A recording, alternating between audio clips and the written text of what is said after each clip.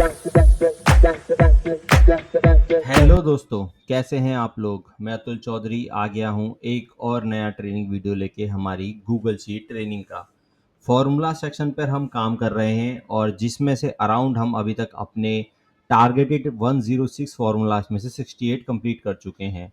और अब हमारा जो चल रहा है सेशन वो चल रहा है लुकअप एंड रेफरेंस सीरीज का, जिसमें हमारे V lookup, H lookup, x lookup, index और मैच के फॉर्मूलेज कंप्लीट हो चुके हैं। आज हम करेंगे ऑफसेट का फॉर्मूला, एक बहुत ही ज़रूरी फार्मूला ऑफसेट, यानी जिसकी हम बात करें कि आपके डेटा को एरे के बेस पे काम कराता है। क्योंकि लुकअप सीरीज के फॉर्मूलेज हम कर रहे हैं तो सबसे इम्पोर्टेंट सेक्शन माना जाता है इसको। आप एक्सेल ट्रेनिंग की बात करें या गूगल शीट के फॉर्मूला सेक्शन का, तो उसमें से सबसे one of the best formula जिसको आप अगर समझ गए तो इसका लॉजिक आपको बहुत ही आसान कर देगा आपके काम को।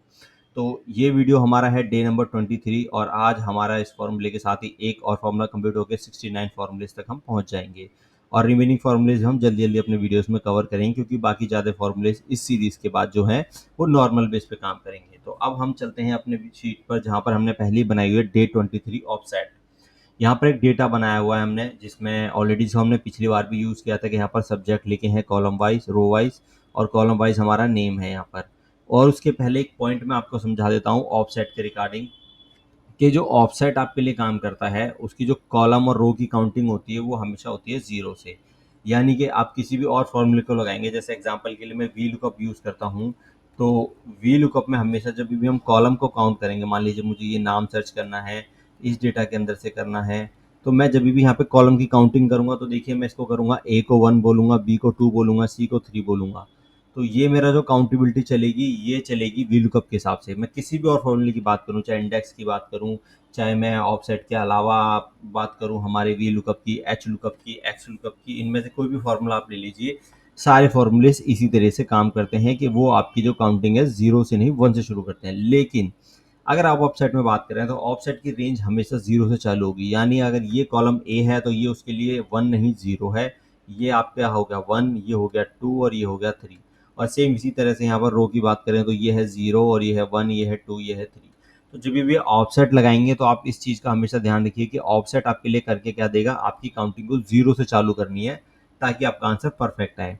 उसके बाद हम बात करते हैं कि ये हमारे लिए करके क्या देता है। तो रिटर्न, यहाँ पर जैसे मैंने के लिए लिखा हुआ है कि return a range reference shifted and specific number of rows and column to static cell reference. यानी कि आपके स्टैटिक सेल रेफरेंस के अंदर से स्पेसिफिक नंबर और कॉलम्स को ला के देगा। यानी जो काम आपके लिए इंडेक्स मैच भी करता है, वी लुकअप भी करता है, एच लुकअप भी करता है और एक्स लुकअप भी करता है, ये सारे ही आपके लिए यही काम करते हैं, क्योंकि रेफरेंस सीरीज के फॉर्मूले हैं सब इसी तरीके से काम करते हैं। लेकिन इसका थोड़ा यूनिक बेस डिफरेंट है। तो अब देखते हैं, इसको समझते हैं पहले बिल्कुल बेसिक बेस पे कि ये करता क्या है। तो सबसे पहले हमें इक्वल टू लगाना है और ऑफसेट लिखना है। जैसे हमने ऑफसेट लिखा तो हमारे सामने एक आ गया इसकी रेंज। इसको सीट को हम थोड़ा सा बड़ा कर लेते हैं ताकि आपको थोड़ा और बड़ा दिखाई दे। इस तरह से करेंगे, यहाँ पे इक्वल टू ऑफसेट करेंगे, इसको हमने ऑफसेट टाइप किया और ये हमारे सामने लिखा गया कि यहाँ पर भाई ऑफसेट है, उसके बाद सेल रेफरेंस आपको देना है, उसके बाद ऑफसेट रो देनी है, ऑफसेट कॉलम देना है, हाइट और विड्थ। हाइट और विड्थ जो आप देखोगे स्क्वायर ब्रैकेट के अंदर है, ये कंपलसरी नहीं है। यानी अगर आपने सिर्फ 3 रेफरेंस दिए, यहाँ पर सेल रेफरेंस, रो और कॉलम रेफरेंस दे के आपका काम हो जाएगा। हाइट एंड विड्थ की आपको जरूरत नहीं है, लेकिन आप यूज़ कर सकते हैं। किस तरह से कर सकते हैं वो आगे आने में आपको भी बताऊंगा। तो सबसे पहले आपको पूछ रहा है वो सेल रेफरेंस, तो आपको देना है सेल रेफरेंस। तो इसमें हमेशा सेल रेफरेंस का यूज़ क्या होता है कि यहाँ पर जाना है, अपने टॉप ऑफ द कॉर्नर, आपके डेटा सेट का टॉप ऑफ द कॉर्नर का आपको सिर्फ एक एक सेल सेलेक्ट करना है। अगर मैं यही बात करूं, मैं यहाँ पर इंडेक्स या इंडेक्स मैच यूज़ करूं या वी लुकअप यूज़ करूं, तो मुझे रेंज सेलेक्ट करनी पड़ती है। अगर मैंने यहाँ पर इंडेक्स को दिया तो इंडेक्स में से रेफरेंस पूछेगा, तो मुझे उस केस में उसको पूरा का पूरा रेफरेंस देना पड़ेगा। लेकिन यही चीज़ अगर मैं ऑफसेट में बात करूं तो ऑफसेट हमारे लिए ऐसे नहीं करेगा। वो सिर्फ हम उसको यहाँ पर बताएंगे कि भाई यहाँ से शुरू होता है मेरा डेटा, ये मेरा पॉइंट है। अगर मैं कहीं और से चाहता अपने डेटा का रेफरेंस देना तो मैं वहाँ से दूंगा और वहाँ से वो काम करना शुरू करेगा। तो ये काम करता है ऑफसेट आपके लिए। तो इसलिए आप यहाँ पर देखिए, सबसे पहले आपको अपनी रेंज देनी है A1। मेरा डेटा सेट शुरू हो रहा है A1 सेल से, फिर कॉमा। अब ये पूछ रहा है रो ऑफसेट। अब रो ऑफसेट यानी कि अब आपको रो बतानी है। मान लीजिए मुझे यहाँ पर ये जो थ्री यहाँ पर लिखा हुआ है 351, मुझे ये नंबर चाहिए। ऑफसेट के रिगार्डिंग में इसको उठाना चाहता हूँ, तो इस नंबर को उठाने के लिए मुझे ऑफसेट का यूज़ करना है। तो उसके लिए मैं यहाँ पर जाकर ऑफसेट लिखूंगा।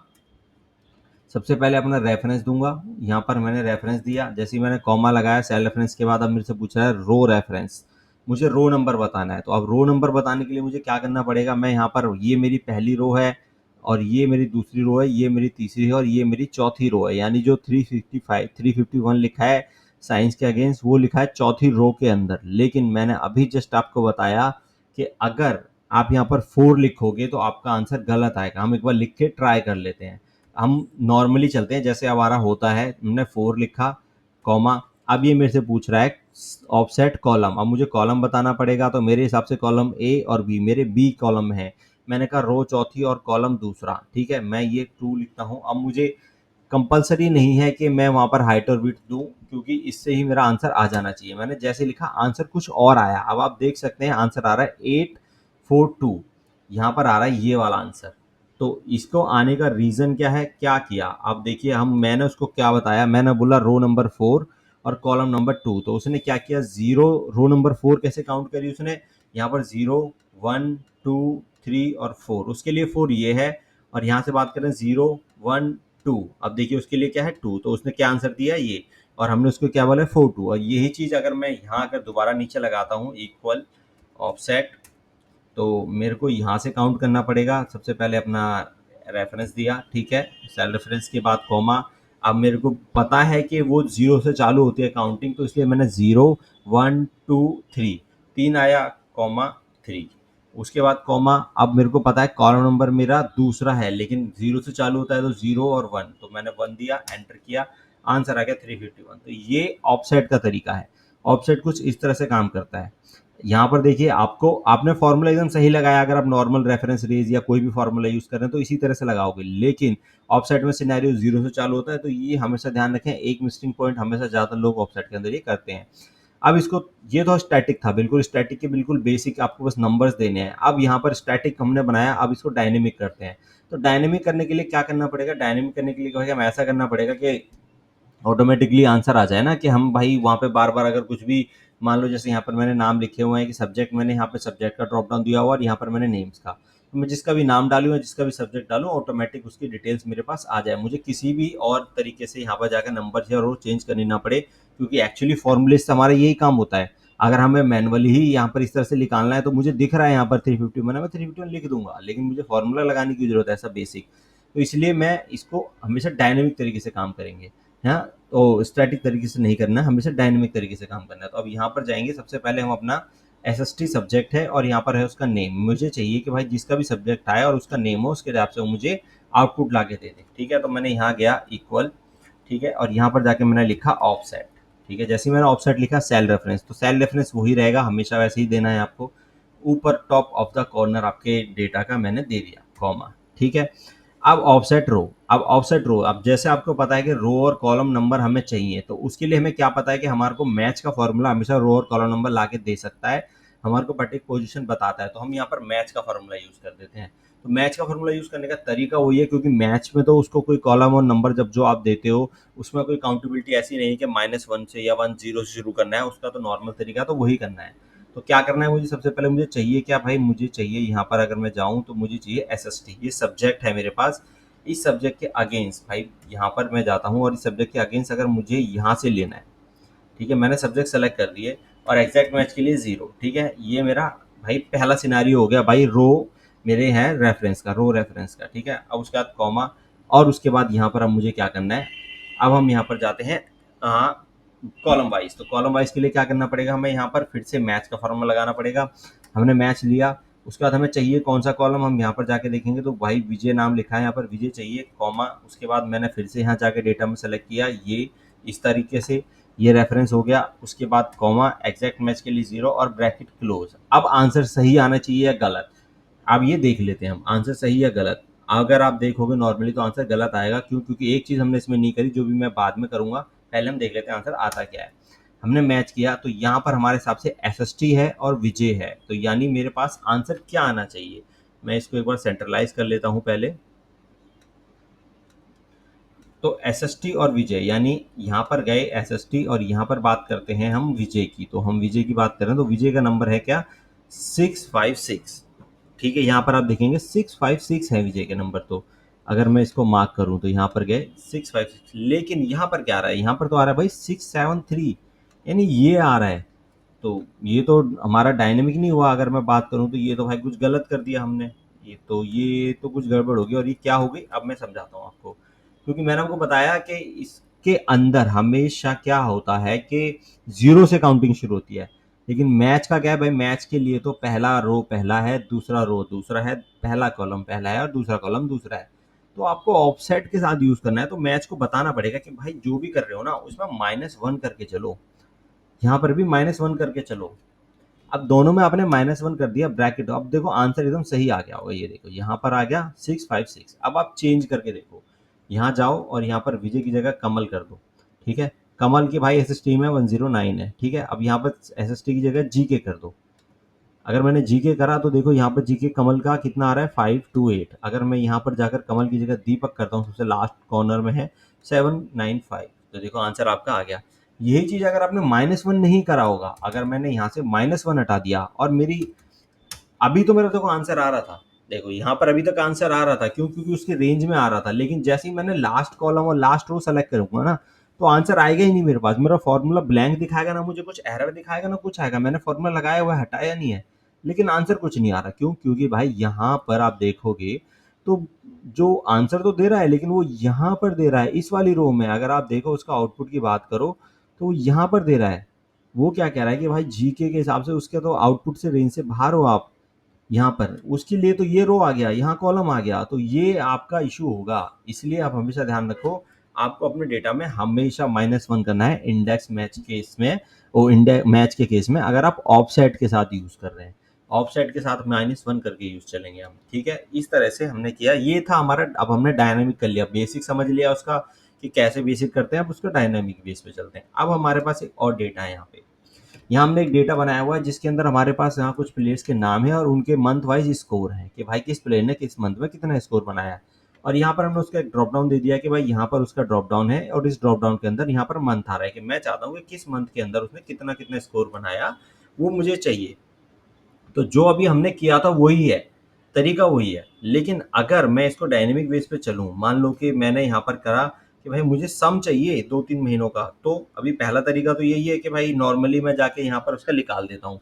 तो मुझे यहाँ पर क्या करना है, मैंने यहाँ पर किया पहला सिंपल तरीका जो ऑफसेट हमने किया है यहाँ पर ऑफसेट। ठीक है, रेफरेंस रेंज पे हम गए कि भाई रेफरेंस रेंज ये रही, top of the data corner. उसके बाद भाई ऑफसेट रो मेरे से पूछ रहा है, तो मैं कहता हूँ भाई मैच है मेरे पास तो लगा हुआ। मैच क्या चाहिए भाई आपको, ये चाहिए, कॉमा नाम चाहिए था, कहाँ से चाहिए, इस वाली लिस्ट में से नाम है। ठीक है, कॉमा एग्जैक्ट मैच के लिए 0 ब्रैकेट क्लोज। अब यहाँ पर एग्जैक्ट मैच चाहिए तो -1 करना है। उसके बाद फिर से मैच का फॉर्मूला लगाना है। वन टाइम हमने मैच किया, उसके बाद हमने क्या चाहिए भाई, अब हमें चाहिए ये मार्च, जनवरी फरवरी जो भी है। ठीक है, कॉमा, उसके बाद यहाँ पर गए पूरी रेंज हमने सेलेक्ट कर दी। ठीक है, कॉमा एग्जैक्ट मैच के लिए 0 ब्रैकेट क्लोज और -1 करके ब्रैकेट एक बार और क्लोज करके एंटर कर दिया। तो यहाँ पर देखिए उसने दिखा दिया शुभमन गिल। शुभमन गिल हम ढूंढेंगे अगर स्कोर यहाँ पर, और मंथ है मार्च, तो यहाँ पर आ रहा है 369, तो यानी एग्जैक्टली आंसर ठीक आ रहा है 369। अगर हमने शुभमन गिल की जगह किसी का नाम बदल दिया, यहाँ पर जाकर हमने कह दिया के एल राहुल, तो 450, के एल राहुल 450 यहाँ पर आ रहा है ऑलरेडी। और अगर हमने मार्च की जगह मंथ कर दिया अप्रैल, तो यहाँ पर आप देखिए के एल राहुल 248 एग्जैक्टली सही आ रहा है। लेकिन अब मुझे चाहिए क्या भाई, मुझे चाहिए 2-3 महीने का एक साथ, क्योंकि भाई ऑफसेट मेरे लिए क्या है, सम करके भी तो दे सकता है मुझे। तो मैंने एक चीज़ करनी है बस इसके अंदर, इस फॉर्मूले के लिए अपडेट करना है। तो मैं यहाँ पर आता हूँ नीचे। ठीक है, अब मुझे करना क्या है, मुझे ऑफसेट के लिए सारी चीज़ें सेम करनी पड़ेंगी, बस एक छोटा सा डिफरेंस हम करेंगे। ठीक है, अब यहाँ पर जाते हैं इक्वल ऑफसेट लगाते हैं। हाँ, तो मैंने क्या किया भाई कि सेल रेफरेंस, सबसे पहले सेल रेफरेंस देंगे। यहाँ पर दिया सेल रेफरेंस कॉमा, उसके बाद हम मैच लगाएंगे। फिर से हमने यहाँ पर किया मैच। ठीक है, सर्च की तो भाई यही रहेगी, नाम यही रहने वाला है। ठीक है, कॉमा, उसके बाद भाई कॉमा के बाद हमें चाहिए नाम, यहाँ से चाहिए ये रेंज। ठीक है, ब्रैकेट एग्जैक्ट मैच के लिए 0 और ब्रैकेट क्लोज। ठीक है, ब्रैकेट क्लोज, और ये तो भाई -1 करना पड़ेगा क्योंकि हमने मैच लगाया है, तो मैच लगाएंगे तो -1 करेंगे उसके साथ। ठीक है, उसके बाद अब आते हैं नीचे की तरफ, कॉमा। अब हमने कॉमा लगाया, अब हमें चाहिए ऑफसेट कॉलम। ठीक है, कॉलम, अब कॉलम में मुझे चाहिए क्या, मैं चाहता हूँ कि भाई 2-3 महीने का मुझे सम करके दे। मान लो कि मैं कहता हूँ भाई अब मुझे क्योंकि यहाँ पर यूज़ करना है उसका हाइट एंड विथ वाला, ये जो हाइट एंड विथ आ रही है ये यूज़ करना है, तो इसके लिए मुझे सम का फॉर्मूला यूज़ करना पड़ेगा। तो इसके रिगार्डिंग मैंने क्या भाई सम कर लेता हूँ, मैं सम ट्राई करता हूँ। तो मैंने यहाँ पर क्या किया, इसको काउंट कराना पड़ेगा फिर हमें इसको, ठीक है। हमने यहाँ पर का काउंट है, क्योंकि काउंट है नंबर्स को भी काउंट कर लेगा, वैल्यूज को भी कर लेगा, हमें नॉर्मली नंबर करानी है, तो ठीक है। तो हमने इसको एक रेंज दे दी भाई, ठीक है, कि यहाँ पर मैं गया और मैंने बी, ये वाला ठीक है, B1 से लेके और G1 पूरी रेंज को दे दिया, ठीक है। इस रेंज को काउंट करना है आपको, ब्रैकेट क्लोज, ठीक है। अब आपको क्या कराना है, मतलब कि लॉजिकली बात करो तो मुझे क्या कराना है, 3 महीने का डेटा कराना है, बस 3 महीने का। तो उसके लिए मैंने -3 दे दिया, ठीक है, क्योंकि इसके अंदर आप देखोगे तो 6 हैं ऑलरेडी, 1 2 3 4 5 6, लेकिन मुझे 3 का कराना है, तो इसलिए मैंने यहाँ पर इसको 3 दे दिया, -3 दे दिया, ठीक है। उसके बाद ओहो! हमने फ़ॉर्मूला पूरा लिखा और हट गया, दोबारा से लिख लेते हैं ऑफसेट। अब हमें यहाँ पर फिर एक बार फिर से लगाना पड़ेगा, ऑफसेट पे हम गए, हमने सबसे पहले यहाँ पर अपना सेल रेफरेंस दिया, उसके बाद कॉमा, मैच का फ़ॉर्मूला सेलेक्ट किया, मैच, उसके बाद सर्च किया, हमारे को भाई नेम है हमारे पास यहाँ पर अवेलेबल और उस नेम को हम यहाँ पे ढूँढना है हमें इस वाली सेल के अंदर, ठीक है। उसके बाद यहाँ पर एग्जैक्ट मैच के लिए 0 ब्रैकेट क्लोज़ -1, ठीक है। उसके बाद कॉमा। अब हमें क्या चाहिए, मुझे चाहिए कि 2 3 महीने का डेटा दे भाई मुझे इकट्ठा, इकट्ठा यानी मैं चाहता हूँ कि भाई जनवरी फरवरी मार्च की मुझे बता दे, तीनों का सम करके, अप्रैल मई जून का बता दे, ठीक है। तो उसके हिसाब से चलना है, यार मान ले तो मुझे अप्रैल मई जून का चाहिए, ठीक है। तो मुझे अप्रैल मई जून का चाहिए, तो मुझे यहाँ पर माइनस में देना पड़ेगा, ठीक है। पहले मुझे काउंट कराना पड़ेगा उसको, तो काउंट कराने के लिए मैंने यहाँ पर दे दिया काउंट ए, क्योंकि वो टैक्स और कॉलम दोनों को करेगा, तो इसलिए टैक्स और वैल्यू दोनों को, बस ब्लैंक को नहीं करेगा, तो इसलिए हमने इसको दिया और यहाँ जाके रेंज दे दी, ये वाली रेंज है भाई मेरी, इस वाली रेंज में से करना है आपको, ठीक है। ये दे दिया। अब उसके बाद आपको करना क्या है, अब यहाँ पर आपको जाकर इसके अंदर -3 करना पड़ेगा, -3 करने का लॉजिक, क्योंकि मुझे चाहिए अप्रैल मई जून का डेटा, ठीक है। अप्रैल मई जून, इसको मैंने यहाँ से एक बार बंद कर देता हूँ, देखिएगा करेक्टली, ठीक है। एक अप्रैल मई जून आप यहाँ पर ना देख पाए तो आप यहाँ पर देख लें, फॉर्मूला बार के अंदर भी सेम चीज़ दिखती है, ठीक है। उसके बाद हमने यहाँ पर गए और उसके बाद कॉमा, अब यहाँ पर मुझे चाहिए कॉमा, भाई मुझे जो बात करूँ, अगर मैं यहाँ पर फॉर्मूले को एक बार ओपन करूँ तो मेरे से हाइट कह रहा है भाई, हाइट मेरी 0 दे दूँ या 1, कोई फ़र्क नहीं पड़ता, मैं 1 दे देता हूँ। और विड्थ की बात करूँ मैं, तो विड्थ में क्या है भाई, मुझे 3 उसका चाहिए, विड्थ की बात करूँ तो भाई 3 कॉलम का चाहिए डेटा, तो इसलिए मैंने 3 लिख दिया, ठीक है। और ब्रैकेट क्लोज और एंटर। तो जैसे ही मैंने किया तो देखो उसने मुझे आंसर दिया, क्या दिया, केएल राहुल का मैंने देखा था यहाँ पर, ये रहा केएल राहुल, उसके नंबर क्या है 450 4 248 और 229, ठीक है। उसने 3 महीने का डेटा दिया, लेकिन मैंने -1 नहीं किया था, इसलिए देखो उसने उसके अंदर क्या दिया कि यहाँ पर जाके भाई उसने 3, अगर मैं इसको 0 के हिसाब से चलता, तो अब मेरे को यहाँ पर अगर मैं जाके इसके अंदर -4 करता हूँ तो क्या आंसर आता है, देखो -4 करता हूँ तो उसने यहाँ पर दे दिया, यानी मुझे -2 करना पड़ेगा। अगर मैं -2 करता हूँ इसके अंदर, जो मेरे को चाहिए चीज़, इसके लिए पहले मैं यहाँ जाता हूँ और -2 करता हूँ, तो आप देखोगे, आप जो मुझे चाहिए ये देखिए 248, 2 ये आ गया, यहाँ पर आउटपुट आ गया। लेकिन मैंने क्या कहा था, मुझे प्लस में चाहिए, अगर मैं केएल राहुल की जगह नाम बदल दूं, सबसे लास्ट में लिखा है, यहाँ पर हमारे सामने संजू लिखा है, मान लो जो हमने संजू का नाम सेलेक्ट कर दिया, तो यहाँ पर 311 संजू ने बनाए, 668 बनाए, 177 बनाए, ठीक है। तो यहाँ पर ये संजू का नाम आ गया। लेकिन अब मेरे को क्या चाहिए, सम चाहिए ना भाई, मैंने तो यहाँ क्या भाई, मुझे एक ही जगह सम करके ला के दो तीनों का। तो ये इस तरह से मुझे क्या करना पड़ेगा, इस फॉर्मूले को यहाँ जाकर इसमें सम का फॉर्मूला देना पड़ेगा, जो मैं शुरू में दे सकता था, लेकिन मैं शुरू में ना देके उस फॉर्मूले को बाद में दिया। अब मैं यहाँ जाता हूँ, इसको ब्रैकेट को ऊपर बंद कर देता हूँ, सम और एंटर। तो अब ये मुझे टोटल ला के देगा, देखो यहाँ पे 1176। अगर मैं यहाँ जाऊँ, इन 3 महीनों का टोटल करूँ, लास्ट ये है, यहाँ पर है 1 2 3, तो यहाँ पर देखिए आ गया नीचे 1176। अब मैं किसी का भी नाम चेंज कर दूँ, यहाँ पर विराट कोहली का नाम हमने सेलेक्ट किया 1093, अगर हम यहाँ पर जाते हैं सेलेक्ट करते हैं, तो यहाँ पर आप देखोगे 1093। तो ये इस तरह से ऑफसेट ने आपको आउटपुट दिया इसके अंदर। तो अब इसको और किसी तरीके से भी हम देखते हैं एक बार। दूसरी तरीके की बात करें तो इसमें अब क्या है कि जैसे कि अब मैं बात करूं, इसमें ऑफसेट के अंदर आपको एक और बेनिफिट होता है, जो कि आप अगर अदर किसी फॉर्मूलेज में देखोगे तो नहीं मिलेगा। जैसे कि हम बात कर रहे थे, हमने एक बार ट्राई किया था कि वी लुकअप में माइनस में वैल्यूज देखें, तो आपको ऑफसेट वो भी करके दे सकता है। एग्जाम्पल जैसे यहाँ पे मैंने ये 369 जो नंबर है यहाँ पर, जो बात करें शुभमन गिल के मार्च का स्कोर है, इसको अगर मैं इसके बेस पे बात करूँ कि मुझे यहाँ से, इसको हम एक बार ओपन कर लेते हैं, तो यहाँ से ना वैल्यू पीछे की तरफ चाहिए, यानी जो 733 है ना, ये नंबर चाहिए। तो ऑफसेट रो, अब रो तो मुझे कहीं नहीं करानी है चेंज, यानी अब मैं बात करूँ ऑफसेट रो मेरी वही रहेगी, भाई रो में मुझे कोई माइनस प्लस नहीं करना, तो मैंने 0 दे दिया, ठीक है। लेकिन अब मुझे क्या है कि मुझे पीछे की तरफ जाना है। जो शुभमन गिल का स्कोर है 733 चाहिए या 280 चाहिए, तो मुझे क्या करना पड़ेगा, मैं इसको -1 या -2 कर सकता हूँ। मैंने -1 किया तो देखो 733 आ गया। लेकिन अगर ये मैंने -2 कर दिया, 280 आ गया। तो ये इस तरह से भी काम करता है पीछे की तरफ, बैक एंड में। अगर बात करो वीलुकअप से, हमने ट्राई किया था लेकिन वीलुकअप नहीं कर पा रहा था। इंडेक्स में से ट्राई किया था, लेकिन इंडेक्स मैच में माइनस वैल्यू नहीं दे सकते। ये एक ऐसा फंक्शन है जिसमें माइनस में भी वैल्यू देके अपने डेटा को उठा सकते हो। यानी इसमें आपका क्या क्या एरे है, रेफरेंस एरे आपका वो बन गया। यहाँ पर ऐसा जरूरी नहीं था कि हमें टॉप रो को ही देना, हमें हमारा रेफरेंस एरे ये है, अब इसके बेस पर हमें आगे जाना है या पीछे जाना है, वो डिपेंड हमारे ऊपर करता है। तो ये ऑफसेट इस तरह से काम करता है। तो one of the important formula है ऑफसेट। आप इस ऑफसेट की प्रैक्टिस करें अच्छे से, इसको समझें और किस तरह से ये काम करता है। अगर इसका कोई और सेंस बनेगा तो वो भी मैं आपको जरूर बताऊंगा आने वाले वीडियोस में।